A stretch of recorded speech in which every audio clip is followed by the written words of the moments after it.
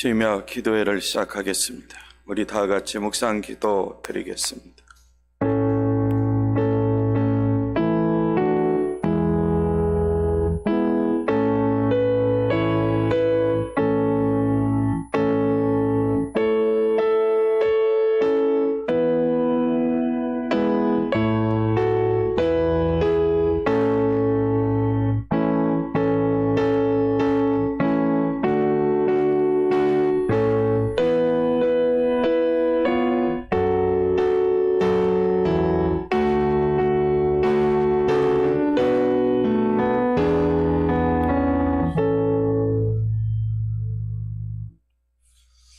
찬송가 91장 부르겠습니다. 찬송가 91장입니다.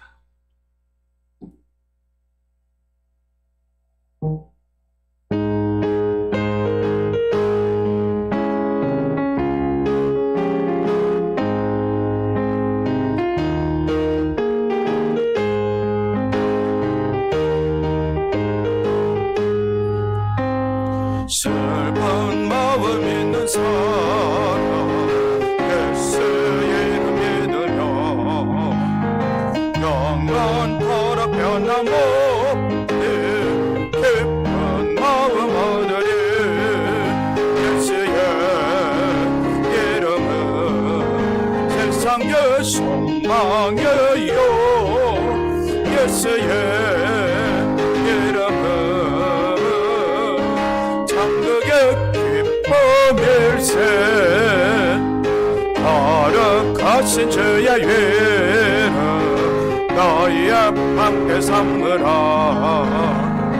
환난 시험 당할 때에 주께 기도드려라. 예수의 이름은 세상의 소망이요 예수의 이름은 천국의 기쁨일세. 존귀하신 주의 이름 우리 기쁨 내도다.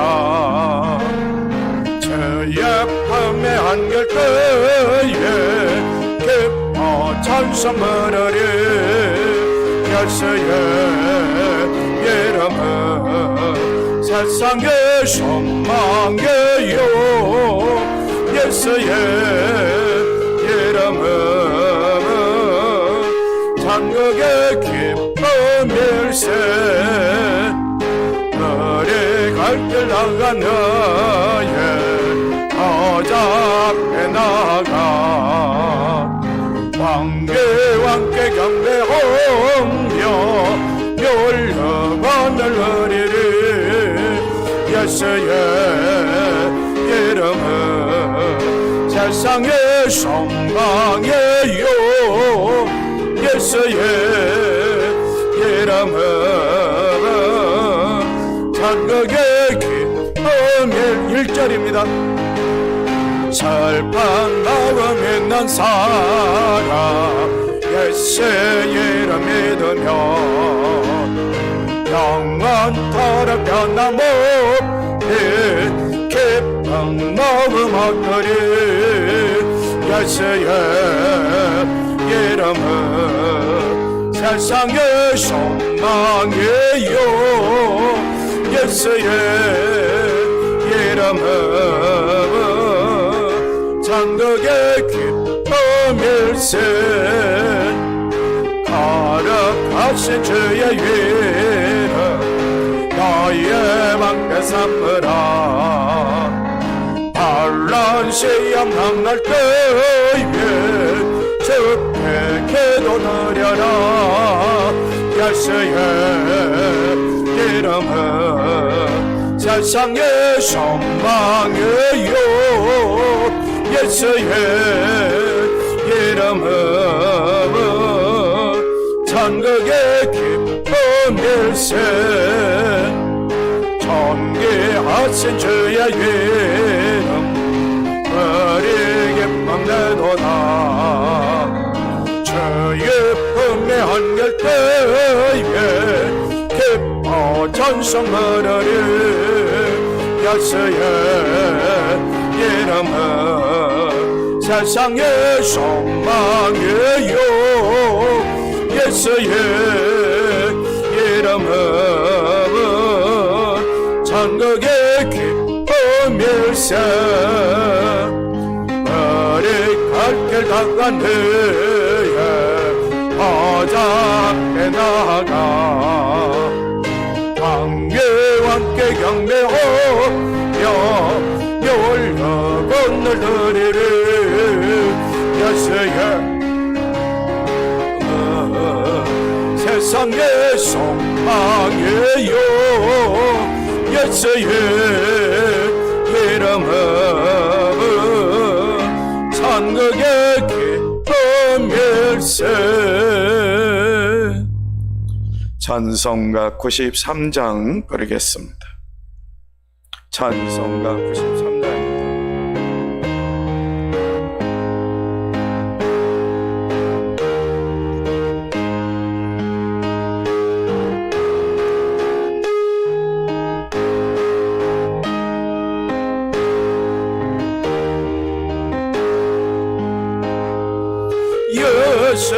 너의 힘이요 생명 되세네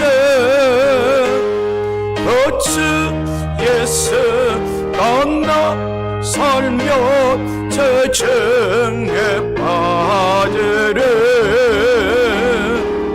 눈물의 합을 가리고 내 맘에 큰 심사일 때 위로하고 힘내세는 주 예수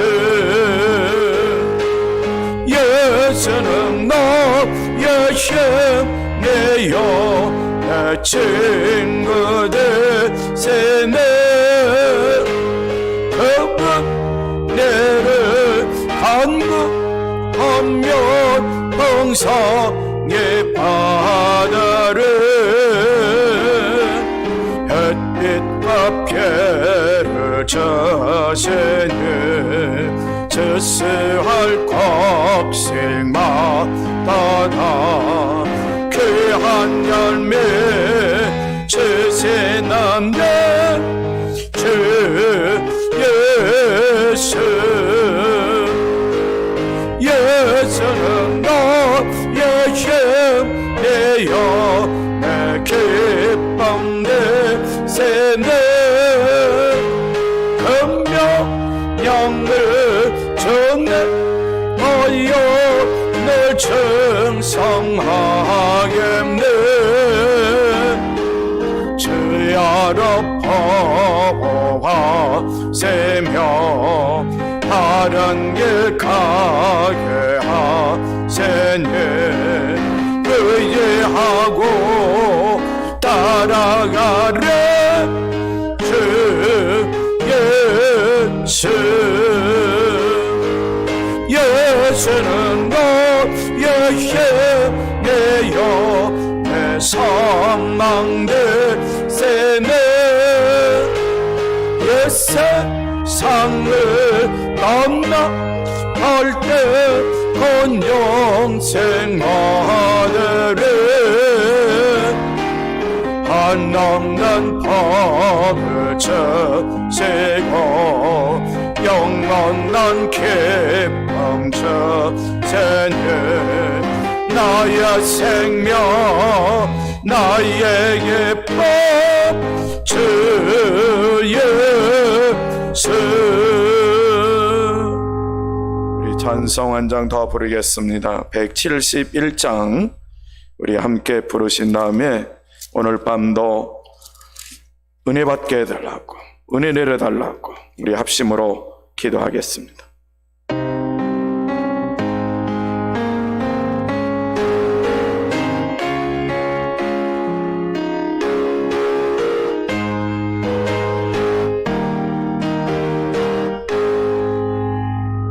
하나님의 독생자 예수 나를 하여 어제양내 내 모든 죄 사하시려고 십자가 채소sem나 다시사셨네 살아계신 주 너의 첫내 소망 두려움이 살아있네 사랑의 주 내 걸음을 높아예 내 모든 선 내게 뻗내줄 만하네 저 하늘에서 가득난 너를 기뻐하며 찬양하리 가슴 속에 넘치는 혹시 우리의 거룩한 길에 소망 넘치네 센초 너의 참된 소망 드려보며 살아있네 사랑의 초내 갈 길은 높았네 내 모든 선 내게 뻗낼 줄 만나네 선한 사원 담아치 너의 우리 주님 배워려라 삼방건세 강물을 채고 주님의 꽃소리니 영광 넘치는 살아계신 주 너의 참된 소망 드려보며 살아있네 사랑의 주 내 갈 길은 높았네 내 모든 선 내게 뻗낼 줄 만났네 오늘 밤도 성전에 모여서 예배드리는 우리 그리스도인이라 온라인을 통해서 예배드리는 우리 온 그리스도인들 함께 은혜 받게 해달라고 이 시간에 합심으로 기도하겠습니다. 하나님 감사합니다. 오늘 밤도 심야 기도로 모여서 하나님을 찬양하며 또 기도하며 또 하나님의 말씀을 통하여 기도의 제목을 찾고 기도할 수 있는 귀한 특권을 허락해 주신 하나님 진심으로 감사를 드립니다. 아버지 하나님 오늘 밤도 우리 모든 그리스도인들에게 엘리야의 생애를 통해서 은혜 받게 하셨으고 우리 모든 그리스도인들도 엘리야처럼 기도해서 하늘의 응답을 받고 능력 가운데 살아갈 수 있는 온 그리스도인들 믿음의 권석들 믿음의 지체들 다 되게 하여 주시옵소서 예수님의 이름으로 기도하옵나이다. 아멘.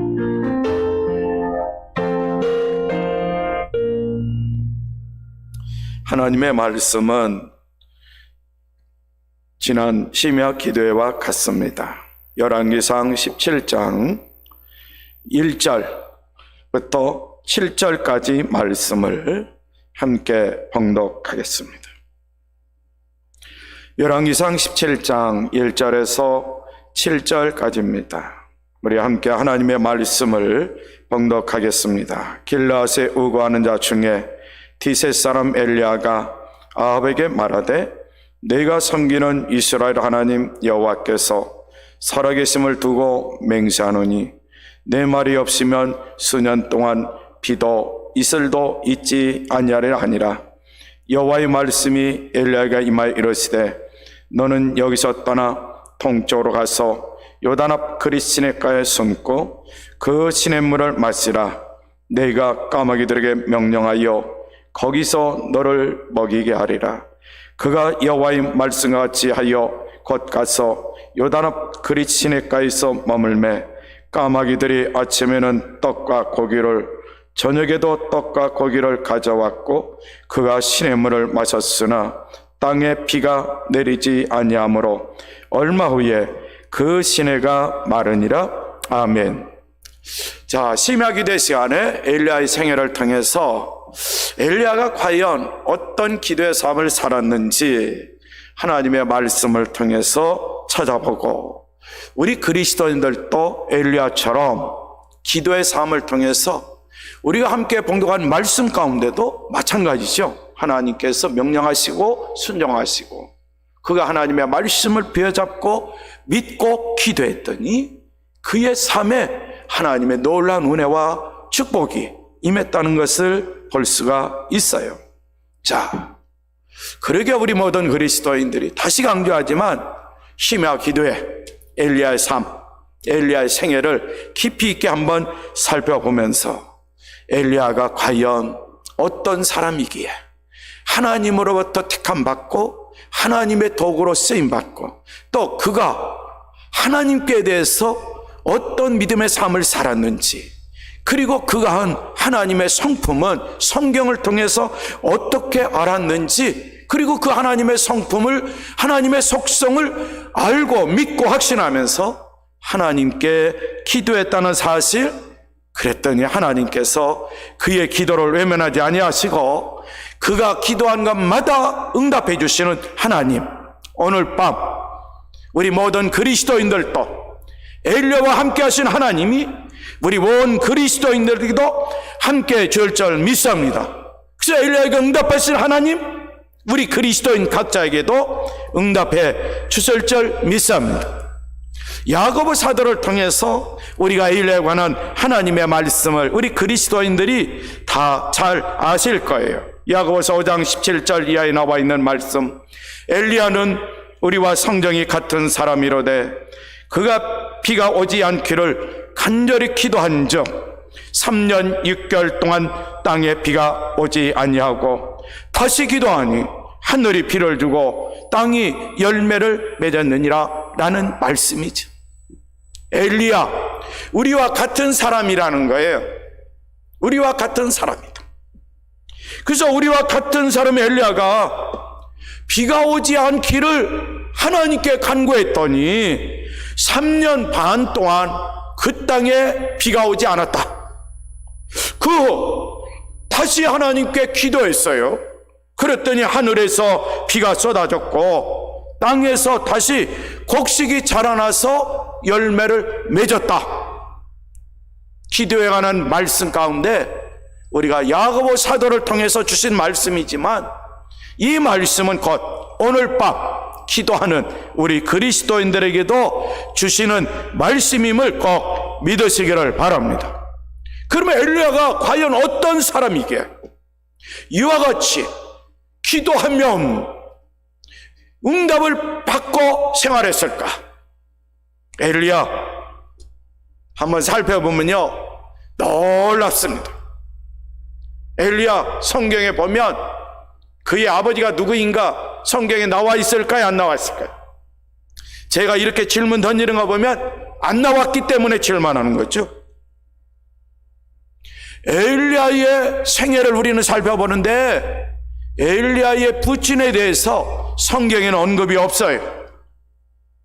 또 엘리야가 전에 어떤 삶을 살았는지 성경에 보면 어떠한 기록도 없어요. 참 신비로운 사람이에요. 심지어는 엘리야가 어느 지파에 속해 있는지 조차도 성경에서 알 길이 없어요. 성경에 나타난 위대한 인물들 보면 이스라엘 12지파 중에 나는 어떤 지파에 속해 있습니다 라고 간증적으로 말한 사람도 있어요. 그리고 또 족보를 보면 그 사람이 과연 어느 지파에 속해 있는지 성경을 통해서 우리가 찾아낼 수가 있어요. 그런데 엘리야는 어느 지파에 속해 있는지 이건 성경학자들이 추정할 뿐이에요.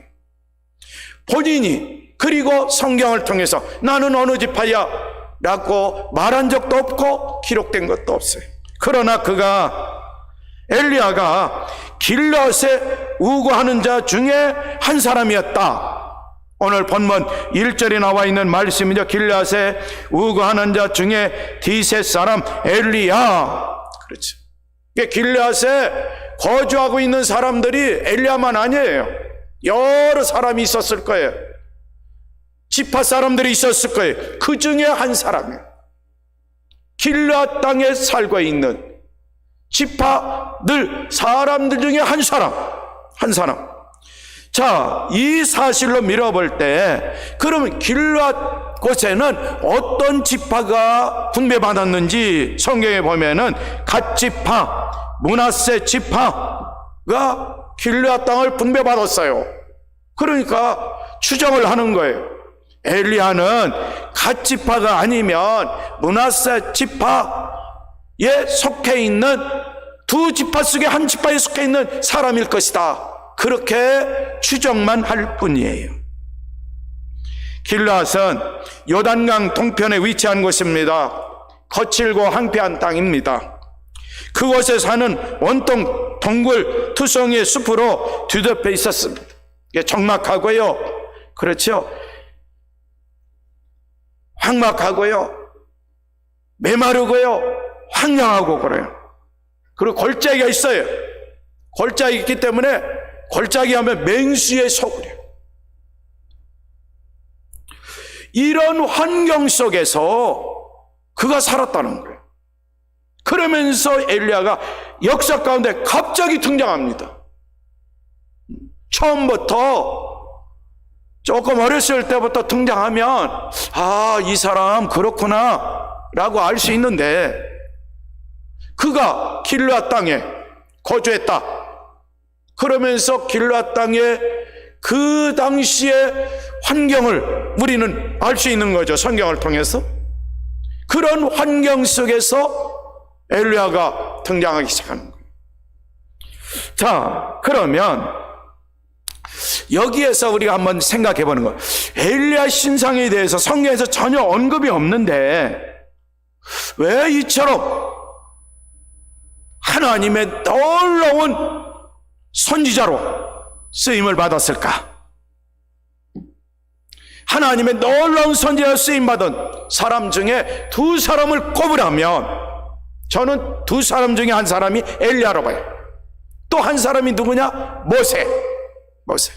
왜? 예수님이 변화산에 올라갔을 때, 변화산상에서 그렇죠, 제자들과 함께 있을 때 나타난 사람이 누구예요? 모세와 엘리야예요. 예수님은 계셨고 모세와 엘리야가 등장을 합니다. 그때에 제자 한 명이 주님, 여기에 초막셋을 짓고 우리 함께 삽시다 라고 말한 것 다 기억하실 거예요. 그러니까 구약시대에 수많은 선지자가 하나님의 부르심을 받아 쓰임을 받았지만, 그럼에도 불구하고 엘리야가 이처럼 변화산상까지 나타났다는 것은 하나님의 크게 쓰임받은 놀라운 선지자 중에 한 명이다 라고 말할 수가 있는 거예요. 그런데 그의 삶은 신비로운 거예요. 마치 멜기세덱처럼. 멜기세덱 하면 이제 생각나는 사람이 있을 거예요. 아브라함이 이제는 승리하고 돌아올 때, 그렇죠, 나가 싸워서 승리하고 돌아와요. 전리품을 가지고 와요. 자기 조카가 이방인에 사로잡혔다는 소식을 알고 군사를 입고 가서 그들을 무찌르고 롯과 온 식구들을 데리고 와요. 전리품을 가지고 와요. 그랬을 때에 멜기세덱이 나타나요. 또 멜기세덱에 관한 말씀은 우리 그리스도인들이 다 아시다시피 히브리서 7장을 한번 보세요. 히브리서 7장에 보면 멜기세덱에 관한 말씀이 나오고 있는 것을 볼 수가 있어요. 히브리서 7장 1절 이하에 나와 있는 말씀이에요. 제가 봉독해 드렸죠. 이 멜기세덱은 살렘 왕이요 지극히 높으신 하나님의 제사장이라 여러 왕을 쳐서 죽이고 돌아오는 아브라함을 만나 복을 빈자라. 아브라함이 모든 것의 10분의 1을 그에게 나누어 주니라. 그 이름을 해석하면 먼저는 의의 왕이요 그 다음은 살렘 왕이니 곧 평강의 왕이요 아버지도 없고 어머니도 없고 족보도 없고 시작한 날도 없고 생명의 끝도 없어 하나님의 아들과 닮아서 항상 제사장으로 있느니라 라고 말씀하고 있는데, 멜기세덱은 곧 누구를 지칭하느냐? 바로 예수 그리스도를 지칭하고 있는 거 우리 모두가 잘 아실 거예요. 그런데 히브리서 7장에 나와 있는 말씀을 보면 멜기세덱 참 그분도 신비로운 사람이죠. 출생, 죽음에 대한 언급이 없어요. 그리스도 예수의 영원한 제사장권, 왕권을 지니고 있는 분이에요. 그래서 아브라함을 만났다. 그것은 메시아의 제사장직, 메시아의 왕권을 구약성경에서 예표하는 거예요. 그래서 신약시대에 바로 그분이 이 땅에 오셨는데, 그분이 누구예요? 예수 그리스도예요. 자, 엘리야도 마찬가지죠. 부모에 대해서 언급이 없어요. 그리고 그는 갑자기 등장해서 하나님의 쓰임을 받죠. 죽음의 문을 통과하지 않고 초자연적으로 이 세상을 떠났다라고 성경은 말씀하고 있어요. 어떻게 보면 엘리야가 영원한 선지자이신 그리스도를 예표하는 선지자 중에 한 사람이 아닐까라고도 말씀드릴 수가 있는 거예요. 자, 엘리야, 길앗에 우거하는 자 중에 한 사람이었다. 이것은 성경에 기록되어 있기 때문에 이건 두말할 나위 없이 성경에 기록된 것은 우리가 믿고 확신하야죠. 그런데 그의 성품이 어떨까? 그의 인품이 어떨까? 우리는 길앗이라는 땅, 자연 환경을 통해서 다시 한번 추정해 보는 거예요. 거칠고 메마른 황량한 땅, 적막한 땅에서 골짜기가 있고 골짜기는 맹수들이 또 살고 그런 자연적인 환경 속에서 그가 자랐다. 그가 살았다. 그러면 그의 성품이 어떨까? 사람은 누구나 환경의 지배를 받습니다.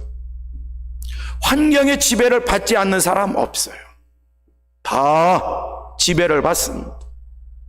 가정이면 가정이라는 환경, 사회라면 사회적인 환경, 국가라면 국가라는 환경, 다 이해되시죠?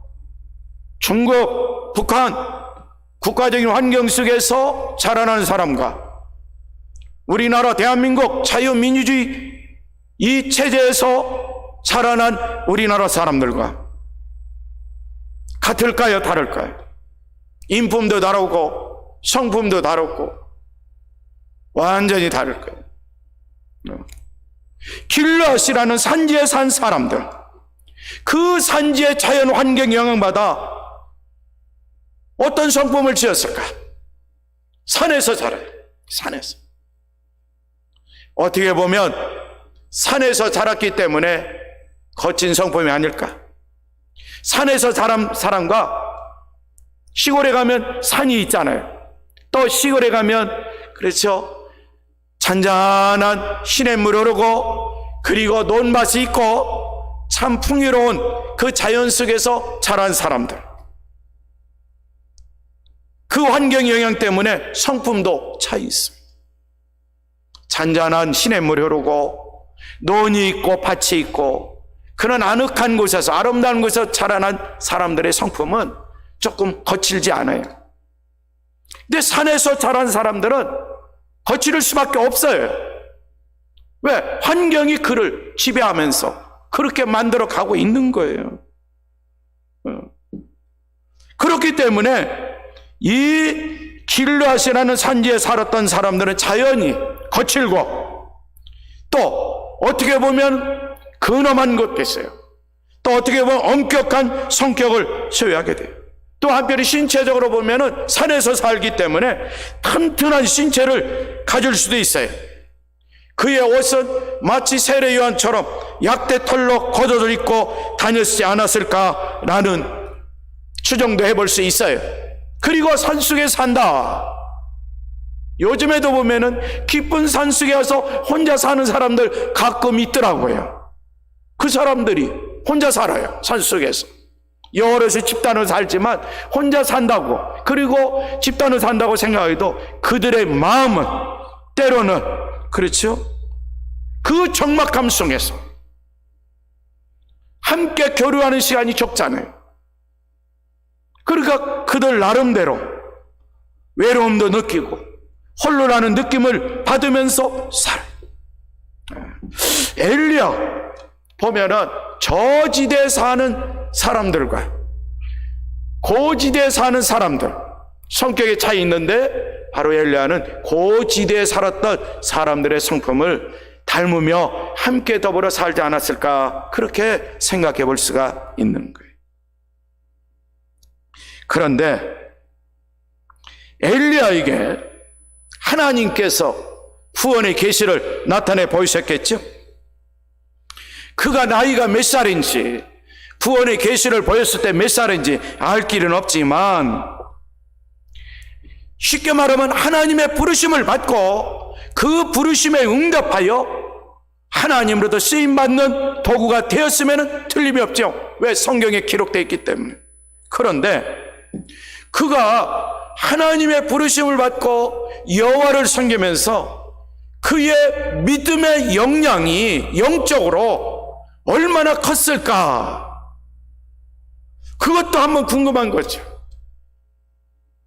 하나님으로 쓰임 받으려면 예수님이 강조했지요. 예수님이 원하시는 건 뭐예요? 믿음이죠. 믿음. 기도에서 응답받는 것도 믿음. 은혜를 받는 것도 믿음. 축복을 받는 것도 믿음. 병 고침을 받는 것도 믿음. 믿음. 순종하는 것도 믿음. 그래서 너 믿음이 구원받았느니라 예수님이 말씀하셨어요. 그러니까 우리가 구원받은 은혜를 체험하는 것도 믿음. 그러면 엘리야 얼마만큼의 믿음을 가지고 살았을까? 성경에서는 단 한 줄로 딱 설명해 주고 있어요. 우리 한번 열왕기상 19장 그 뒤쪽에 있죠. 바로 우리가 17장을 읽었으니까 19장으로 한번 넘어가 보세요. 19장에 나와 있는 말씀은 우리가 함께 봉독하도록 하겠습니다. 자, 열왕기상 19장 9절과 10절 말씀 우리 함께 봉독하겠습니다. 열왕기상 19장 9절과 10절의 말씀이에요. 함께 봉독합니다. 엘리야가 그곳 굴에 들어가 거기서 머물더니 여호와의 말씀이 그에게 임하여 이르시되 엘리야야 내가 어찌하여 여기 있느냐? 그가 대답하되 내가 만군의 하나님 여호와께 열심히 유별하오니 이는 이스라엘 자손이 주의 언약을 버리고 주의 제단을 헐며 칼로 주의 선지자들을 죽였음이오며 오직 나만 남았거늘 그들이 내 생명을 찾아 빼앗으려 하나이다. 또 밑에 나가서 14절에 보면 똑같은 대답이 나와요. 14절을 보세요. 그가 대답하되 내가 만군의 하나님 여호와께 열심히 유별하오니 이는 이스라엘 자손이 주의 언약을 버리고 주의 제단을 헐며 칼로 주의 선지자들을 죽였음이오며 오직 나만 남았거늘 그들이 내 생명을 찾아 빼앗으려 하나이다. 아멘. 특별히 10절과 14절에 나오는 같은 내용인데 이 말씀 속에서 엘리야의 믿음을 볼 수가 있는, 믿음의 역량을 볼 수 있는, 그의 신앙생활 어떻게 하고 있는지 우리가 이 말씀을 통해서 찾아볼 수가 있어요. 어떤 말씀 속에? 다른 게 아니죠. 만군의 하나님 여호와여, 그러면서 뭐라고 지금 고백하고 있습니까? 내가 만군의 하나님 여호와께 열심히 유별하오니. 그럼 만군의 여호와 하나님이여, 내가 지금까지 언제나 힘을 다해서 주님만을 섬겼습니다. 그런 의미에요. 이 말씀이 다른 성경에는 이렇게 표현되어 있어요. 저는 언제나 제 힘을 다해서 주님을 섬겼다. 만군의 하나님 여호와. 만군이라는 말이 사용할 때는 전쟁에서 승리한 하나님을 나타낼 때에, 그렇죠, 모든 전쟁에서 승리하는 하나님을 나타낼 때 만군의 하나님 여호와 그렇게 표현을 해요. 다윗도 마찬가지. 만군의 하나님 여호와 이름으로 그렇게 말하죠. 또 골리앗을 무너뜨릴 때도. 자, 만군의 하나님 여호와께 열심히 유별했다. 힘을 다해가지고 여호와는 주님을 가리켜요. 주님을 섬겼다는 거예요. 이 단 한 줄에 엘리야의 믿음의 역량을 우리가 찾아볼 수가 있는 거예요. 그는 이 고백을 통해서 하나님의 영광을, 그렇죠, 위해서 살아야 되겠다는 것, 마음에 확신을 가지고 사는 거예요. 또 두 번째는 무엇보다도 하나님의 이름을 존귀케 해야 되겠다. 하나님의 이름. 우리는 이 두 가지죠. 이 두 가지 사실이 신약 성경과 사실 연관돼요. 우리가 잘 아는 무엇을 먹든지 마시든지. 누구의 영광을 위해 살라? 하나님의 영광을 살라. 사도 바울의 고백을 보면 자기를 높이는 것이 아니라 누구의 이름을 존귀케 하게 한다? 사도 바울의 사역은 예수 그리스도의 이름을 존귀케 하기 위해서 복음 사역에 전심전력을 했다. 엘리야의 마음의 가짐과 사도 바울의 마음의 가짐, 믿음 편에서 보면은 동일해요. 왜? 성경은 하나의 통일성이 있기 때문에 그래요. 자, 그런데 10절과 열왕기상 19장 10절과 14절에 나와 있는 말씀을 또 뒤에 보면은 이스라엘은 어떻게 하고 있어요? 하나님을 쳐버려요. 거짓 신들을 섬겨요. 우상 숭배예요. 이스라엘 백성들은 지금 어둠 속에서 살고 있는 거예요. 우리가 잘 알지만 이 역사적인 배경, 아합 왕과 이세벨 바로 등장한 후에 이제 엘리야 선지자가 또 등장한과 동시에 엘리야의 믿음도 알 수 있고요, 또 이스라엘 백성들 어떤 삶을 그 당시에 살고 있는지 이 짤막한 말씀 속에 우리가 알 수 있는데, 하나님을 향한 마음가짐, 나는 일평생 하나님의 영광을 위해 살겠습니다, 만군의 여호와 하나님의 이름을 존귀케 하기 위해 살겠습니다, 이런 믿음을 가지고 산 엘리야, 자기 동족 이스라엘 백성들을 볼 때에 어떤 마음일까 한번 생각해 보세요. 왕권에, 아방이라는 왕권에, 그리고 이세벨 여인이라는 그 권력에 엘리야 선지자도 인간적으로 겁이 날 때가 있죠. 그런데 이스라엘 백성들은 바로 왕권을 따라가고 있는 거죠. 이세벨이 원하는 대로 지금 그 방향으로 가고 있어요. 이스라엘 민족은 선민으로서 엘리야 선지자처럼 하나님께 영광 돌려야 돼요. 또 하나님만을 존귀케 해야 돼요. 왜? 가나안 땅에 들어오기 전에 이미 약속하신 바가 있고, 하나님은 그 약속하신 바대로 이스라엘 자녀손들을 가나안 땅에 입성시키고 그들이 젖각불이 흐르는 가나안 땅에서 살게 했는데, 시대의 흐름에 따라서 이와 같은 삶을 산 하나님의 마음은 어떨까? 더 나아가서 엘리야의 마음은 어떨까? 한번 깊이 있게 생각해 보세요. 자기 동족 이스라엘 백성들이 그렇게 산다는 소식을 접하면 접할수록, 들으면 들을수록 엘리야 선지자의 마음속에는 비탄함이 있었을 거예요.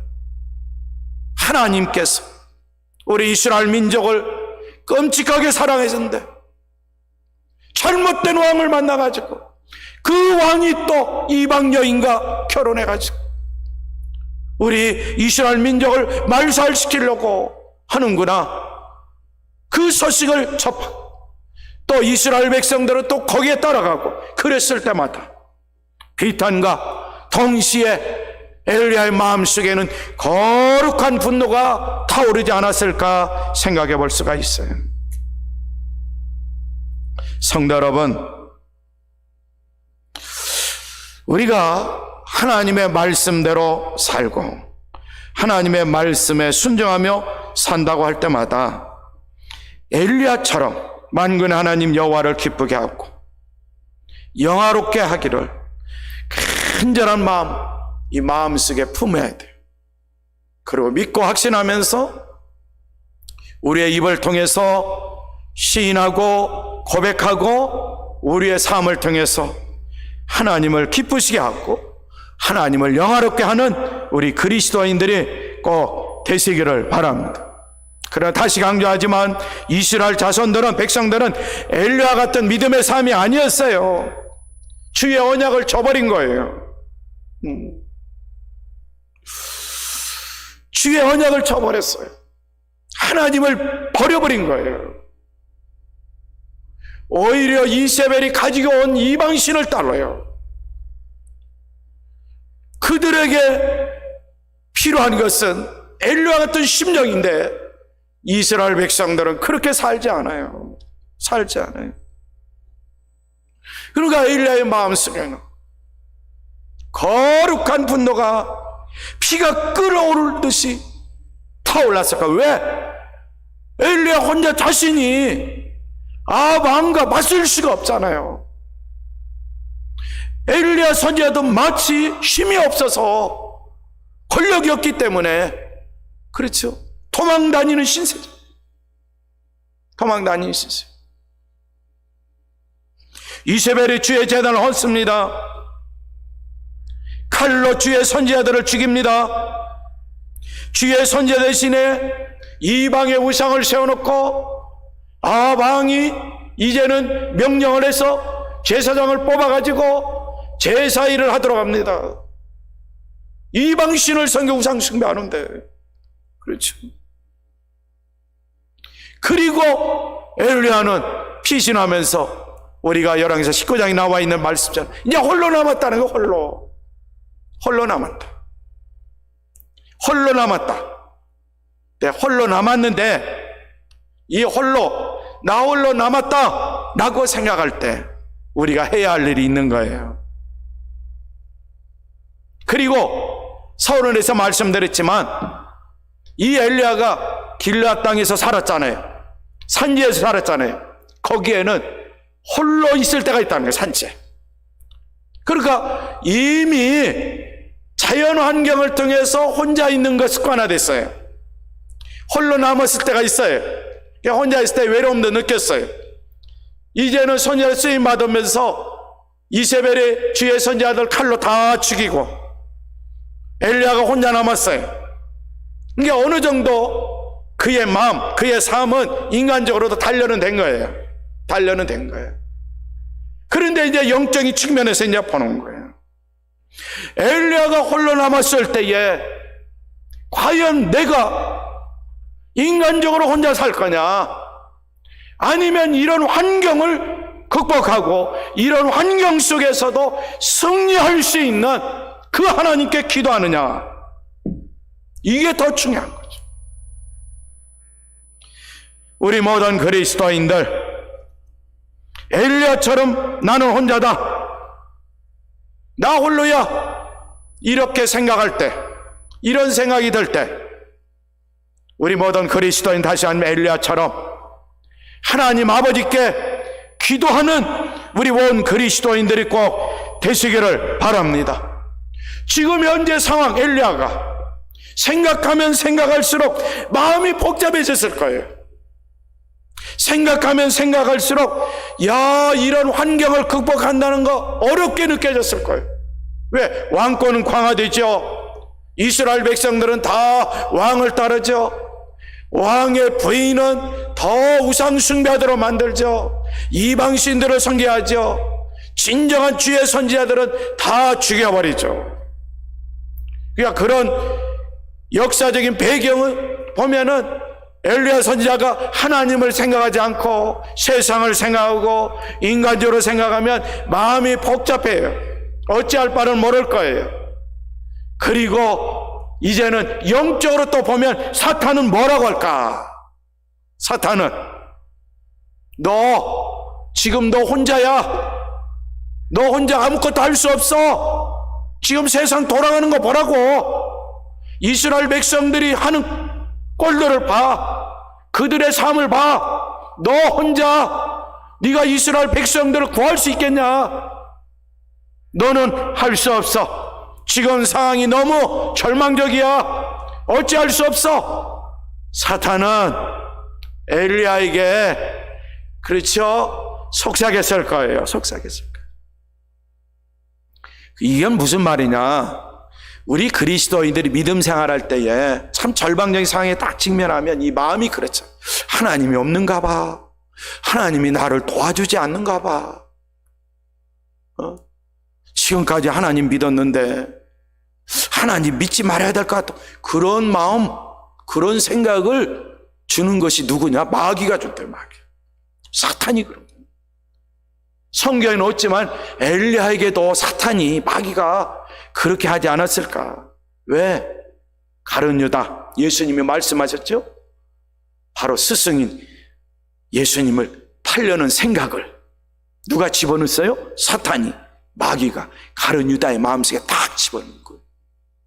예수님이 딱 말씀하셨잖아요. 그걸 보면 엘리야에게도 마찬가지로 그렇게 역사하지 않았을까? 또 한편 보면 우리에게도 그렇게 사탄이 시시때때로 역사할 때가 있어요.